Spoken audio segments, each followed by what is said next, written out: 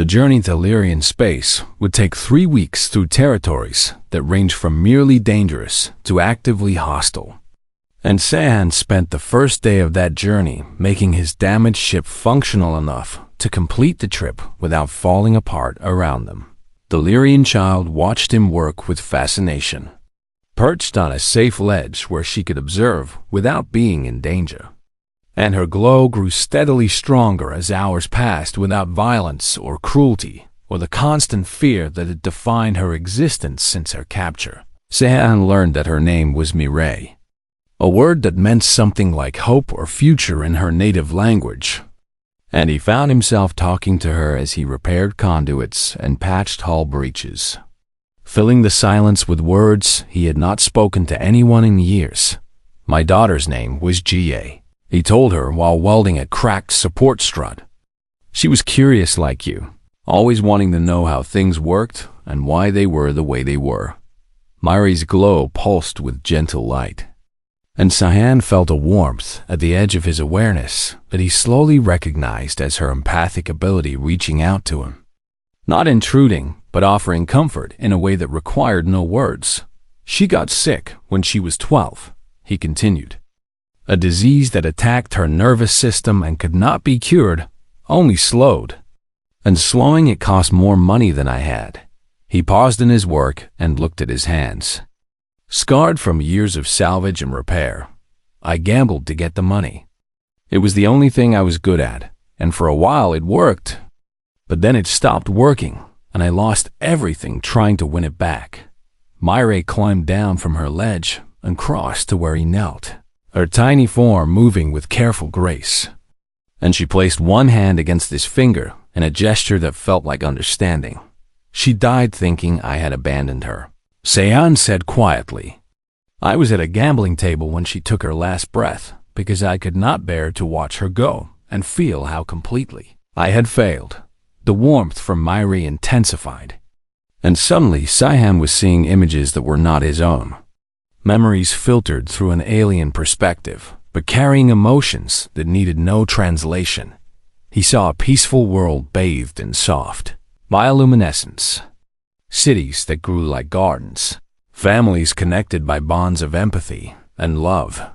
He saw ships descending from the sky with weapons blazing, saw Lyrian falling like scattered flowers, saw a child torn from her mother's arms while screams echoed through corridors filled with smoke and blood. He saw a cage, and darkness, and the slow dimming of light as hope died piece by piece. Then he saw himself, a strange alien face peering through bars, and the tiny spark of hope that had ignited in Mireille's heart when she looked into his eyes and saw something familiar. She had seen grief. She had seen loss. She had seen a being who understood what it meant to have everything taken away. She had seen a father. Sahan returned to his own awareness with tears streaming down his face, and he cupped his hands around Mireille's tiny form and held her close to his chest, where she could feel his heartbeat. "I am sorry," he whispered. "I am so sorry for what happened to you." Her glow wrapped around them both like a blanket of starlight. The days that followed became something Sahan had not expected. A healing that happened gradually, through small moments and quiet conversations, and the simple act of caring for someone who needed him. He learned to prepare food that Mireille could eat, tiny portions of carefully chosen nutrients that her fragile system could process. And he built her a proper bed from soft materials scrounged from his cargo. She learned to trust him, emerging from the defensive shell that captivity had forced her into. And her light grew stronger with each passing day until it filled the ship with warmth that seemed impossible from such a small source. They talked for hours, Mireille sharing memories of her world through her empathic abilities while Sahan told stories of Earth and humanity and the stubborn species that had clawed its way from mud to stars through sheer refusal to accept limitations. Humans are strange, Mireille observed one evening as they watched stars drift past the viewport. "You break so easily, and yet you never stop trying." Sahan smiled at that. I suppose we are too stubborn to know when we should give up. It is a good kind of stubborn, she replied. And her glow flickered in a pattern he had learned to recognize as affection on the 15th day. Keth caught up with them. The Varax had hired bounty hunters. 4 ships that emerged from hyperspace with weapons locked and demands broadcasting on all frequencies. And Sehan knew with cold certainty that his damaged freighter could not outrun or outfight them. Stay hidden, he told Myrae. Whatever happens, stay hidden and do not make a sound. But she did not hide. Instead, she climbed to the highest point. She could reach and closed her eyes and began to glow with an intensity that made Sehan shield his face. Light pouring from her tiny form in waves that pulsed outward through the ship. And into the void beyond. What are you doing? He asked. Calling. Home, she answered without opening her eyes. The bounty hunters closed in, weapons charging for the killing blow, and Sehan prepared to fight knowing he would lose. Then new contacts appeared on his sensors, emerging from hyperspace in a formation that swept between his ship and the hunters like a wall of silver light Lyrian warships. Elegant and terrible, their hulls glowing with the same bioluminescence as their passengers. And their weapons made the bounty hunters' armaments look like children's toys. The hunters fled without firing a shot, scattering into hyperspace before the Lyrian could target them.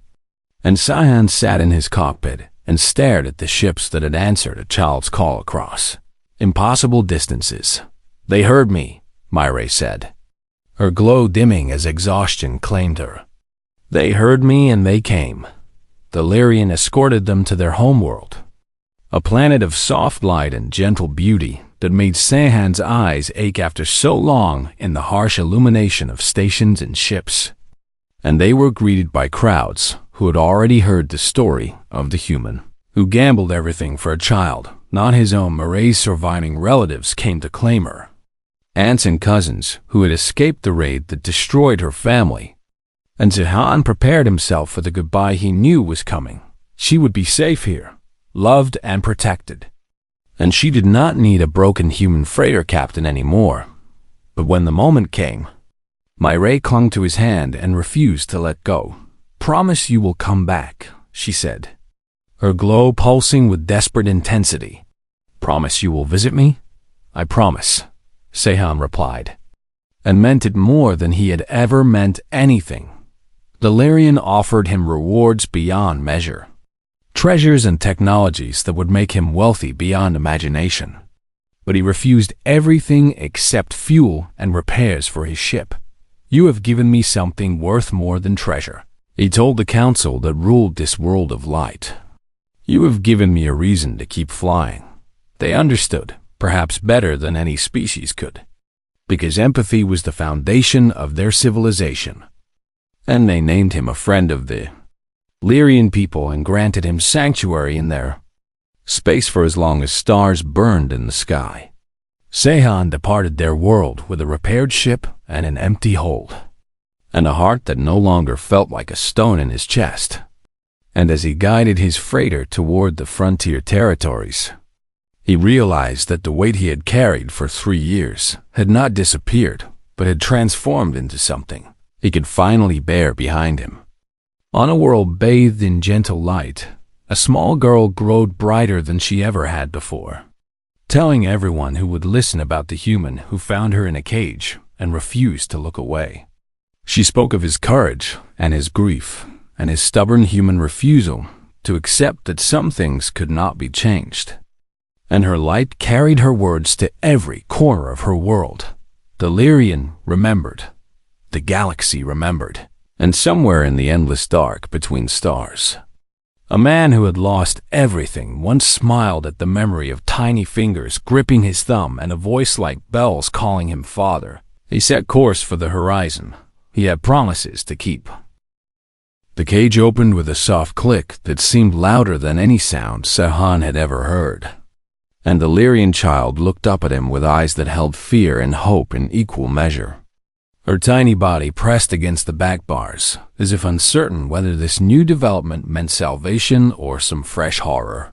Seihan knelt beside the cage and extended his hand, palm up and fingers open, making himself as small and unthreatening as a human could be to a creature no larger than his fist. "You are free now," he said quietly. "No one is going to hurt you anymore, I promise." The child did not move for a long moment, studying him with an intensity that seemed to pierce through skin and bone to examine whatever lay beneath. And Seihan held still and let her look, because he understood that trust could not be demanded or rushed, only offered and earned. Then she moved, slowly at first, and then with sudden, desperate speed, scrambling across the cage floor and up onto his palm, her tiny fingers gripping his thumb as she pressed herself against his wrist and trembled. The glow beneath her skin flickered, still dim but slightly stronger than before. And Seihan rose carefully to his feet and cupped his other hand around her to shield her from the curious stares of the crowd. "My ship is not far," he told her. "We will leave this place and find somewhere safe for you. Somewhere your people can take care of you." She did not speak, but her grip on his thumb tightened. And that was answer enough. Seihan moved through the station as quickly as he dared, aware of the hostile looks from Keth's associates and the calculating glances from others, who wondered if there might be profit in what they had witnessed. And he did not breathe easily until he reached his docking bay and sealed the hatch behind him.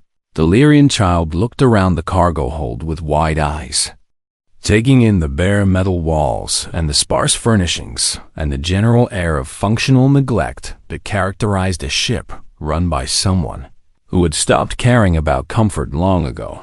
"It is not much," Seihan admitted, "but it is safe, and it will carry us away from here." He set her down on a padded crate he had prepared as a makeshift bed, soft cloth arranged to cushion her tiny form, and she settled into it with a sigh that seemed to release tension she had been holding since long before he found her. Seihan turned toward the cockpit to begin pre-flight procedures. But before he could take a step, his communicator crackled with an incoming transmission. "Human," Keth's voice snarled through the speaker. "Did you think I would let you simply fly away with my property?" Seihan closed his eyes for a moment, then opened them and responded, "She is not your property anymore, Keth. The game was fair and the debt was paid." "The game was an insult," the Virax replied, "and the debt is nowhere near paid. Look outside your viewport if you doubt me." Seihan walked to the cockpit and looked out at the space between his docking clamp and the station's exit, and his stomach dropped as he counted the ships that had positioned themselves to block his departure. 3 armed vessels, small but heavily equipped, their weapons systems active and tracking his freighter with the patient menace of predators who knew their prey had nowhere to run. "You have 2 choices," Keth continued. "Return the Lyrian and surrender yourself for the insult you have given me, or try to run and be destroyed before you clear the docking array." Seihan stood in his cockpit and looked at the ships and felt the weight of the tiny life he had just saved pressing on him like a physical force. And he realized that winning the game had been the easy part. "I will not return her," he said into the communicator. "Whatever else happens, that is not something I will do." "Then you will die," Keth replied. "And she will come back to me anyway, perhaps slightly damaged but still valuable enough to sell." The communication ended, and Seihan stood alone with his thoughts and his impossible situation. A new voice crackled through his communicator. Unfamiliar, but not hostile. "Human Captain, this is the Kilthari vessel Swift Current. We watched your game tonight, and we were impressed by your courage, if not your wisdom." Seihan hesitated, then responded, "What do you want?" "To offer assistance," the Kilthari replied. "Keth has made many enemies on this station, beings who would enjoy seeing him humiliated further. We propose a distraction that might give you a chance to reach open space." Another voice joined the channel, deeper and rougher. "This is Corvin, retired soldier of the Morvax fleet. I also watched your game, and I also have reasons to dislike the Virax slaver. My ship is old, but it can still draw fire if needed. Then a third voice. Crisp and professional Station Security Officer Hendricks here. I cannot officially help you, but I might be able to delay the response to whatever happens in the next few minutes if certain systems experience unexpected malfunctions. Sehan felt something shift in his chest. Something that had been frozen for 3 years, beginning to thaw in the warmth of unexpected kindness. Why? He asked. Why would any of you risk yourselves for a human and an alien child you have never met? The Kelthori captain answered first. Because what you did tonight reminded us that sometimes the right thing to do is also the impossible thing. And impossible things are more possible when people face them together. Sehan looked back at the cargo hold where the Lyrian child waited. Her glow slightly brighter now as if she could sense what was happening. And he made his decision, tell me what to do. The next few minutes were chaos. The Swift Current and Corvin's battered warship engaged Keth's blockade from unexpected angles, not trying to destroy them, but forcing them to respond and reposition, creating gaps in their coverage that a skilled pilot might exploit station security systems, flickered and failed at critical moments, targeting sensors losing lock and communication relays dropping signals. And in the confusion, Sehan powered up his freighter and launched. From the docking clamp with everything. His engines could give weapons fire streaked past his viewport as Keth's ships realized what was happening and tried to compensate. And Sehan felt impacts against his hull that made the whole ship shudder. But he kept flying, kept pushing, kept refusing to stop. The Lyrian child appeared in the cockpit doorway, too small to reach anything but determined to be present. And her glow pulsed with fear and hope as she watched the stars wheel past the viewport. Hold on, Sehan told her. Just a little further. His shield generator screamed warnings as it absorbed another hit. And his hull integrity dropped to dangerous levels. But the edge of the station's control zone was close now. Close enough that he could see the freedom of open space beckoning. One final shot struck his engine housing, and alarms filled the cockpit with noise and red light. But the ship kept moving, kept flying. And then suddenly, the stars stretched into lines as his hyperdrive engaged a nexus point vanished behind them. They were free. Sehan slumped in his pilot's seat and laughed. A sound that surprised him because he could not remember the last time he had laughed at anything. And the Lyrian child's glow brightened as she felt his relief, and his joy in the strange human stubbornness that had brought them both through impossible odds. We made it, he said to her. We actually made it. She climbed up onto the console and looked at him with those huge dark eyes. And then she spoke for the first time since he had found her father. She said in a voice like bells in starlight. Sehan felt tears on his cheeks and did not know when they had started falling. He did not correct her. The Void's edge table hummed with energy as the game pieces settled into their starting positions. And Sehan felt the familiar rush of focus sharpening his senses, until the noise of the crowd faded to a distant murmur and only the game remained. Keth made the first move with the confidence of someone who had played this game 1,000 times and won more often than not, sliding a priority piece across the board to establish early control of the center nodes. And Sehan answered with a conservative counter that protected his resources while revealing nothing about his intentions. The game of Void's Edge was designed to test every aspect of a player's mind, combining probability calculations with resource management and psychological warfare. And a single match could last for hours as opponents probed each other's defenses and waited for moments of weakness.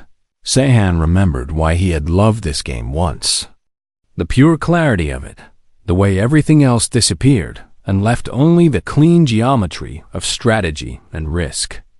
And he allowed himself to sink into that clarity, now even as part of him recognized the danger of enjoying anything this much.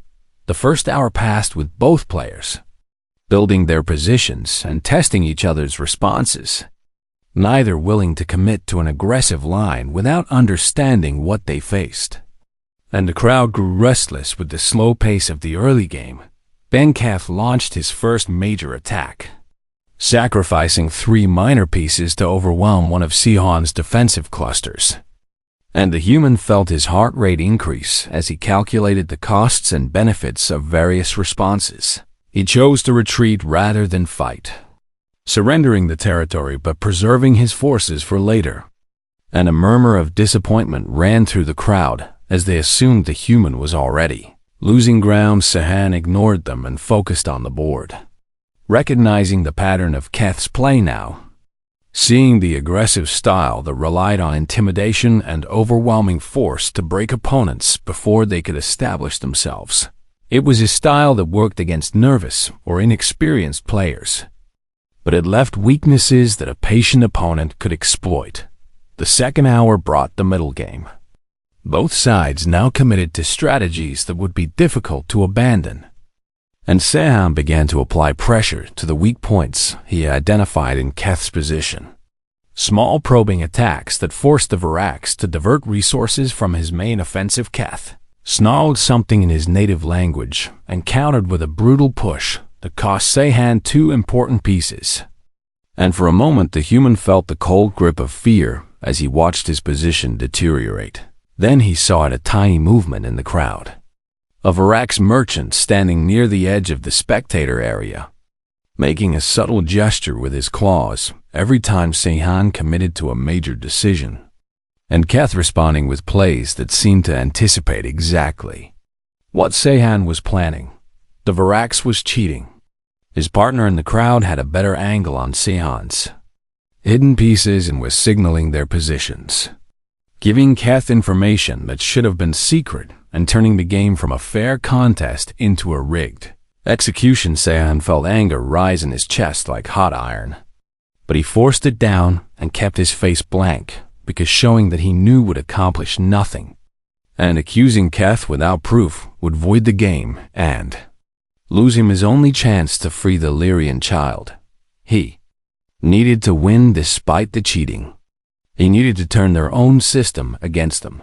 Sahan began to change his body language, shifting in his seat and glancing at certain pieces before making moves that had nothing to do with what he was looking at, feeding false information to the watcher, who thought he was reading the human's intentions.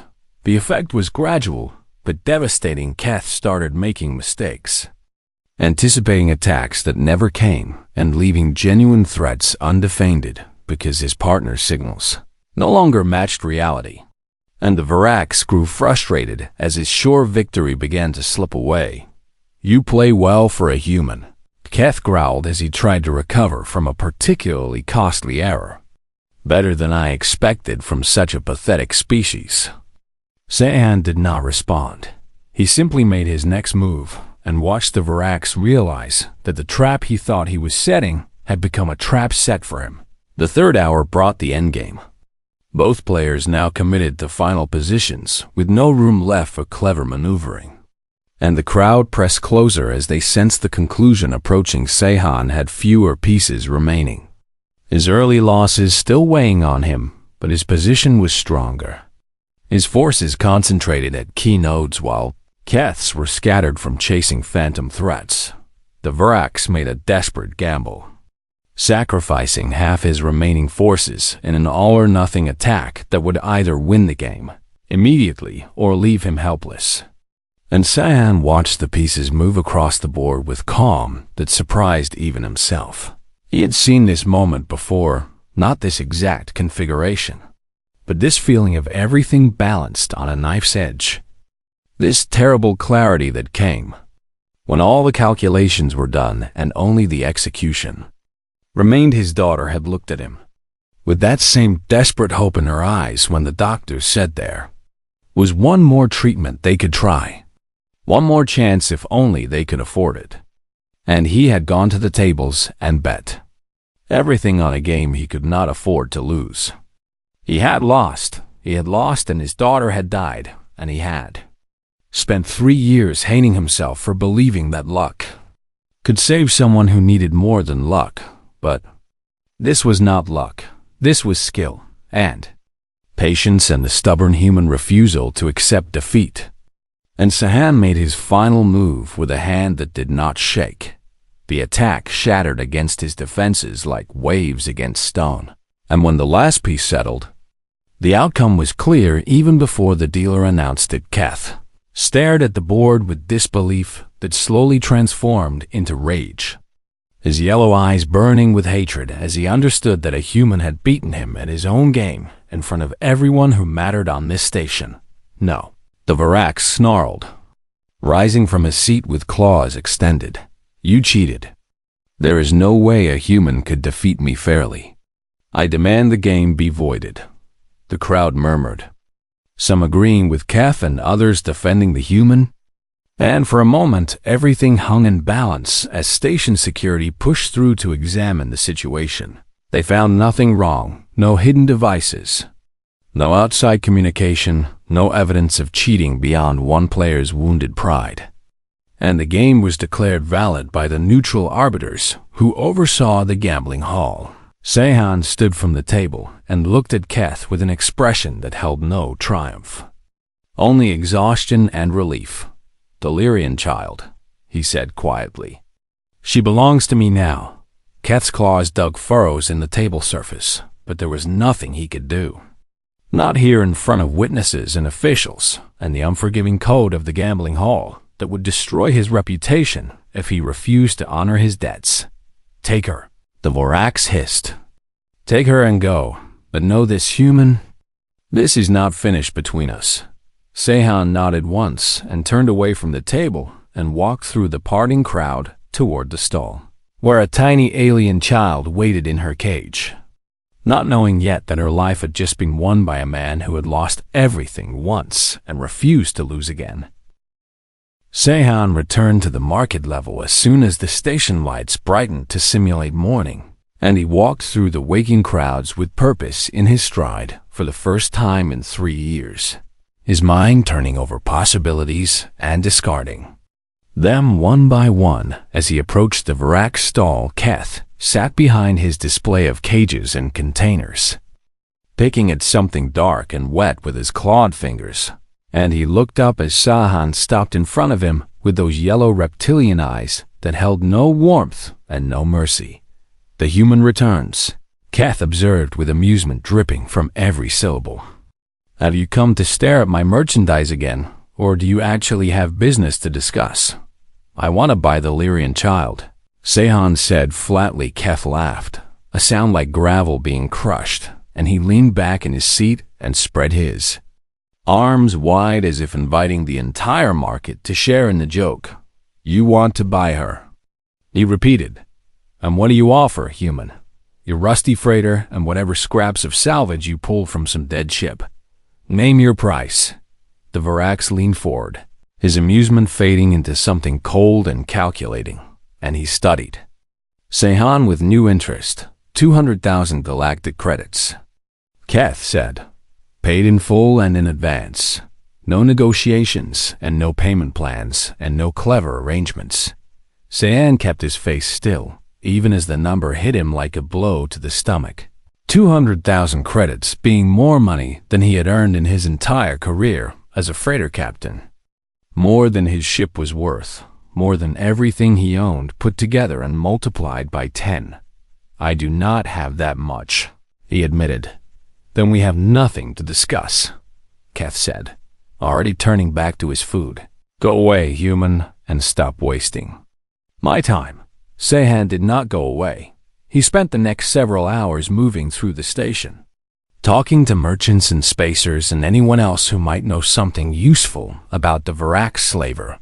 And piece by piece, he assembled a picture that gave him a thin thread of hope. Keth was addicted to gambling. Not casual gambling, but the deep and consuming kind that had destroyed better beings than a 2-bit slaver on a lawless station. And his game of choice was something called Void's Edge, a complex contest of strategy and probability and nerve that the Varax considered himself unbeatable that he played in the station's central gambling hall every night, winning fortunes from those foolish enough to challenge him. And his arrogance about his skill was legendary, even in a place where arrogance was as common as recycled air. Sci-Han found a quiet corner of the station and sat down and buried his face in his hands because the universe had a cruel sense of humor. And he had spent the last 3 years running from exactly this situation. He had been a gambler once, before he was a freighter captain. Before his daughter got sick, before everything fell apart, he had made his living at tables like the ones in that gambling hall, reading opponents and calculating odds and walking the razor edge between triumph and disaster. He had been good at it. Better than good. Good enough to earn comfortable money and support a family and believe that his luck would never run out. Then his daughter was diagnosed with a rare degenerative condition, and the treatments were expensive, and he had pushed his luck too far trying to pay for them. And he had lost everything in a single catastrophic night that left him with nothing but debt, while his child grew sicker in a hospital he could no longer afford. He had sworn never to gamble again. He had kept that promise for 3 years, turning his back on the tables in the rush and the seductive voice that whispered about one more game and one more chance, and the certainty that this time would be different. Now he sat in a grimy corner of a lawless station and understood that keeping his promise meant abandoning a child to torture, and deaf Sci-Han raised his head and looked at his hands. The hands that had held cards and dice and his daughter's fingers as she slipped away. And he made a choice that felt like stepping off a cliff into darkness. He found Keth in the gambling hall that evening, surrounded by admirers and sycophants, as he crushed another opponent at the Void's Edge table. And he waited until the game was finished before approaching. "I have a proposition," Sci-Han said. Keth looked at him with irritation that slowly transformed into recognition and then amusement. "The human who cannot afford my merchandise," the Varak said. "What proposition could you possibly offer that would interest me?" "One game of Void's Edge," Sci-Han replied, keeping his voice steady through sheer force of will. "If I win, the Lyrian child goes free, and I walk away with her." The hall grew quieter as nearby beings turned to listen, sensing the possibility of entertainment at someone else's expense. "And if you lose?" Keth asked with predatory anticipation. "If I lose, you take my ship and everything in it, and you take me as indentured labor, 7 years of service to do." "With as you please." The silence spread through the hall like ripples in still water, and Sci-Han felt every eye on him as he stood before the Varaks and waited for an answer. Keth studied him with those cold yellow eyes, reading him for deception or hidden angles. And finally the reptilian face split into a wide and ugly smile.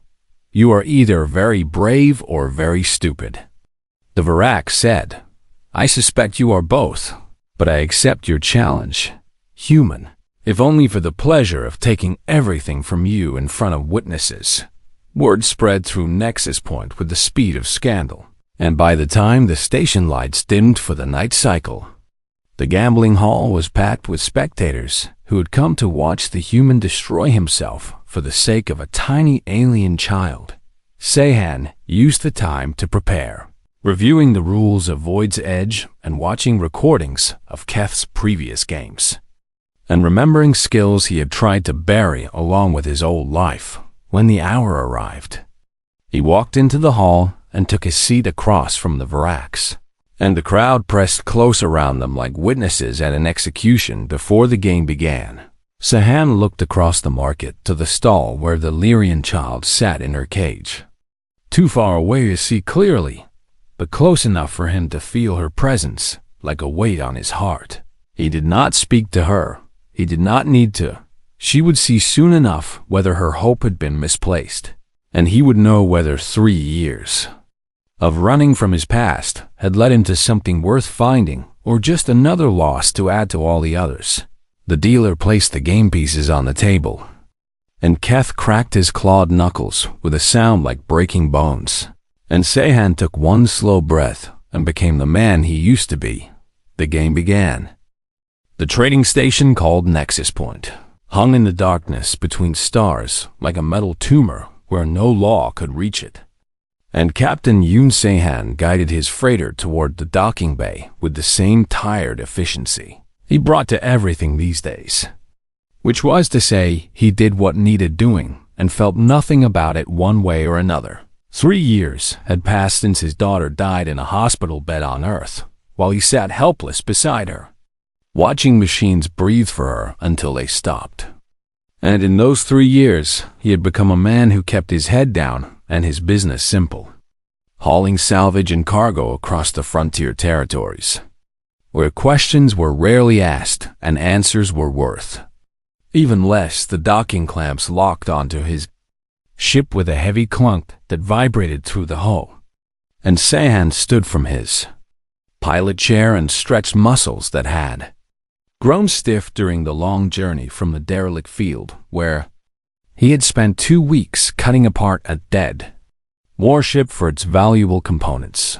He needed to sell his cargo and resupply, and leave this place as quickly as possible because Nexus Point was the kind of station where trouble found people who lingered too long, a lawless hub positioned in neutral space where smugglers and bounty hunters and slavers conducted their ugly business far from any authority that might object.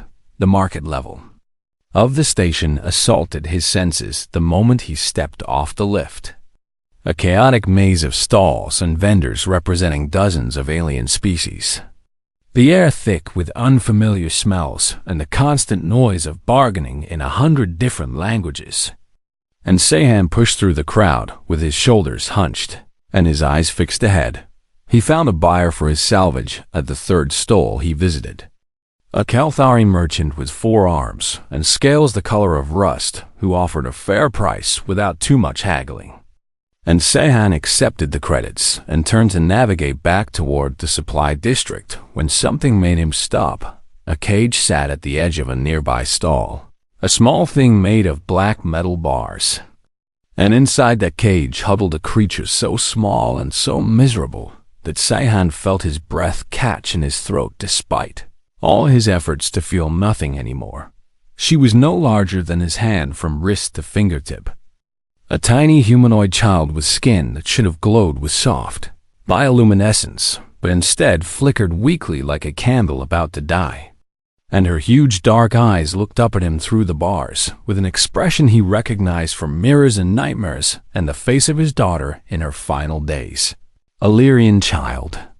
He realized, remembering fragments of information he had picked up over his years in space. A species known for their empathic abilities, and their gentle civilization and the soft light that emanated from their skin when they were healthy and happy. This child was neither healthy nor happy. The stall belonged to a Varax, a hulking reptilian creature covered in armored scales, the color of dried blood. And the alien watched Se-han with predatory amusement as the human stared at the caged child. "You like my merchandise?" the Vorax said in thickly accented common tongue, his voice a wet rumble that seemed to come from deep in his chest. And he gestured toward the cage with one clawed hand. Genuine Lyrian juvenile, captured from a refugee transport. Very rare and very valuable to the right buyer. Se-han forced himself to look away from the child and shook his head. "Just passing through," he said. And his voice sounded hollow even to his own ears. He walked away. He made it perhaps 20 steps before he stopped again, his hands clenching into fists at his sides. And he turned back to look at the cage from a distance, watching as the Varax showed the child to a well-dressed alien of a species Se-han did not recognize. "That one goes to a collector on Varaxis Prime," said a voice beside him. And Se-han looked down to find a small insectoid merchant watching him with compound eyes that reflected the station lights. The Varax calls himself Keth, and he specializes in rare specimens for wealthy clients. "What will the collector do with her?" Se-han asked. Though some part of him already knew the answer, Lyrian children produce the purest form of empathic essence. The insectoid explained with a clicking sound that might have been disapproval or might have been simple indifference. Their light can be harvested and refined into neurological stimulants worth fortunes on the black market. Though the extraction process leaves nothing behind worth keeping, the words hit Seihan like a physical blow, and he stood frozen in the crowd as aliens moved around him like water around a stone, his mind filling with images he did not want to see. "How much?" he heard himself ask. "More than you have," the insectoid replied. "More than most beings accumulate in a lifetime, and Keth does not negotiate. He simply waits for the right buyer to meet his price." Seihan nodded slowly and walked away again, this time forcing himself not to look back, telling himself with every step that he could not save everyone, that the galaxy was full of suffering beyond his power to address, that he was just one human with a battered freighter and barely enough credits to keep flying. He returned to his ship and sat alone in the cargo hold where the salvage had been, and stared at the empty space and thought about nothing at all for a very long time. When the station cycled into its artificial night period, Seihan lay in his bunk and tried to sleep.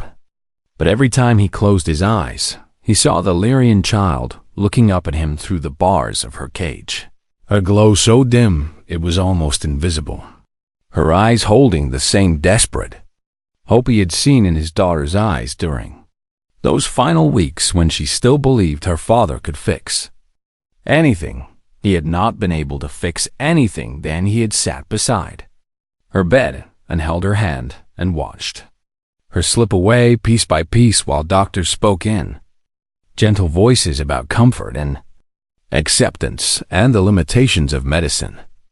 And he had done nothing because there was nothing to do. Seihan sat up in his bunk and pressed his palms against his eyes until colors burst across his vision.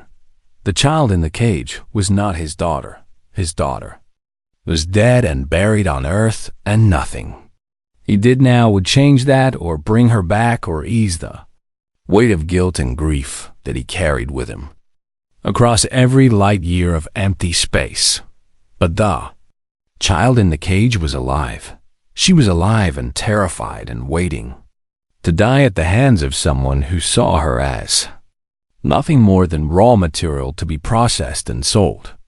And Seihan knew with sudden terrible clarity that if he flew away from this station and left her to that fate, some essential part of himself would die with her. He stood and walked to the small mirror in his cabin and looked at the face reflected there, older than its years and hollow with loss, and he asked that face what kind of man it wanted to be. The face did not answer. But Seihan already knew by the time the station cycled back to artificial daylight. He had made his decision. He would free the Lyrian child from her cage, and he would do whatever it took to make that happen, no matter the cost to himself.